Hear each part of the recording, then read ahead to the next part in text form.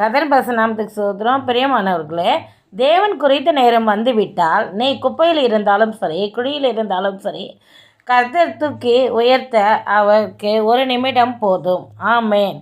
அவர் சிறியவனை பொழுதிலிருந்து தூக்கி விடுகிறார், இளையவனை குப்பையிலிருந்து உயர்த்துகிறார். ஆமாம். இந்த வார்த்தைக்காக சோத்திரம். பிரியமானவர்களே, இதே போல் ஆண்டவருக்கு ஒரே ஒரு நிமிடம் போதும். அதனால் நாம் விசுவாசிப்போம். கர்த்தருடைய நேரம் வந்துவிட்டால் நிச்சயமாகவே நம்ம ஒரே நிமிடத்தில் உயர்த்த அவர் வல்லவர் உள்ள தேவனாக அவர் இருக்கிறார். அதற்காய் சோத்திரம். சங்கீதம் 113:7.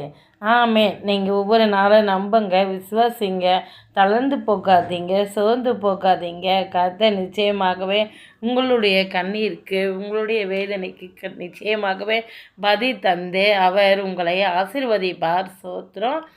காலையில் அதிகாலை ஜெபத்தில் கலந்து கொள்ளுங்க. 4 மணிலேருந்து 5 மணி வரைக்கும் லைவ் சேனலில் ஜெபம் இருக்குது. நாளைக்கு காலையில் வாங்க, ஆண்டவருடைய ஆசீர்வாதத்தை பெற்றுக்கொள்ளுங்கள்.